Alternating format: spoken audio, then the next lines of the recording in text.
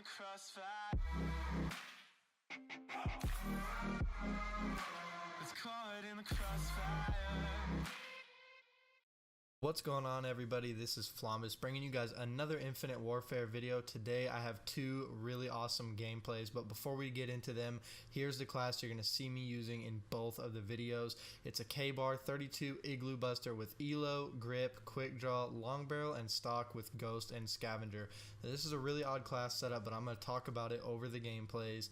And this is after the kbar and NV4 nerf, so keep that in mind when you're watching these videos. Also, real quick, here are the two opponents that you see in the first video. Number one, this guy has a 2.346 kill death ratio. And here's the second guy with a 2.78 kill death ratio. So we're not out here playing people with no thumbs, alright? Keep that in mind when you're watching this video. Alright everybody, so here are the gameplays that I was talking about just a second ago, and in these videos you are going to, well, the first video first off is going to be me playing up against the two people that I went over in the beginning of this video. They both have 2+ kill death ratios. They were really good. I mean, they they shoot straight. They know, they have good map awareness. They're good players. They're not complete scrubs. So I know that what I have noticed is a lot of people have been, posting videos of them dropping super fast de-atomizers, them playing in core, and they're going like, 80-2 or whatever. That's impressive and all, and it is even impressive when you're playing up against noobs, but I want to bring some good content to this channel, which includes me outplaying other skilled players, not just people that just picked up the game or whatever, they don't even have 2 thumbs on their hand, they're playing all funky or whatever. These are legit people that are good, that you're actually going to encounter when you're playing the game, and I want to show you guys how to outplay these people and talk about it a little bit. So obviously you did see that I switched class. I switched my class up right here to Blind Eye, Hardline, Dead Silence, and I believe that the attachments are the same. And I can't remember if I played with that class for the rest of the match or not, but I cut out the beginning of the video where I was using the NB4. I was getting spanked, and I was getting outgunned by the kbar, so I said, why don't I try to use the kbar? So I put on my class, and well, this is what happens. So you're going to see us make a really good comeback here. We're 56-61 right now. Me and Nike Gang Joe were playing, which, by the way, I'll put his YouTube link in the description. Go give him a follow.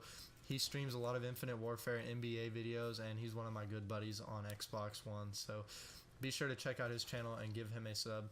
Also, or back to what I was saying, this class, even after the nerf, is still extremely powerful in the right hands. You obviously have to be a little bit more attentive to the gunfights that you're going to challenge. You really only want to challenge close to medium range, and those long range fights, you just don't really want to engage in them anymore. I mean, you can still pull it off depending on how skilled the player is that's at the distance that you're shooting, but for the most part I try to avoid those. Anyways, the first match that we played these guys, we got crapped on. Our teammates were falling behind. I was still kind of trying to learn how these guys play to counter their play style, and it just didn't end very well. And then this match happened, and Skydock is one of my better maps. The first map we played them on Precinct, they stayed in, it put them on the other team again. And I don't understand the matchmaking in this game. It's supposed to be skill based, but we get people on my team all the time that are like 0.5, 0.8 kill death ratios, which is fine. Those people are still enjoying the game, I guess. But for skilled players that, when we play, we want to have fun, we want to be competitive. When I get put up against a team of 6 people and 2 of them have 2.4s and up kill death ratio, and everybody else on their team other than that is like 1.7, 1.5, there's no way you're going to do good enough to carry 4 or 5 other players on your team that have like 0 point something kill death ratios. There's no way you're going to carry them to the win unless you just go off and get like mad score streaks. So right here, that's exactly what I did. I got a couple of I got 2 wardens this match, I believe, and an advanced UAV. This class is overpowered. So also in combination with the class, I'm running the FTL rig with phase shift and perception. To me, again, that's the most overpowered specialist in this game. It's a lot of fun to use. It's very helpful. And in games like this, it's going to outskill your opponents like 9 times out of 10. It's so annoying playing against people who play as Synaptic. Let me tell you why I don't run Synaptic, because first off, the only upside to playing a Synaptic is that you're what pros call a skinny bot, okay? It's insanely hard to hit a decent player that's playing a Synaptic. When they're flying around, they're hitting wall runs, it's so difficult to hit your shots on them. It's really difficult, trust me. So playing as the FTL rig, that's really only your disadvantage. But when you play a Synaptic and you use Rewind, there's one other advantage to using Synaptic. So there's 2 total. 1, you're a skinny bot, you're hard to hit, and 2, every time that you rewind, you replenish your ammo. So there's really no need to use Scavenger on your class if you're running Rewind. But using the FTL rig is so much better because you can escape your dangerous situation.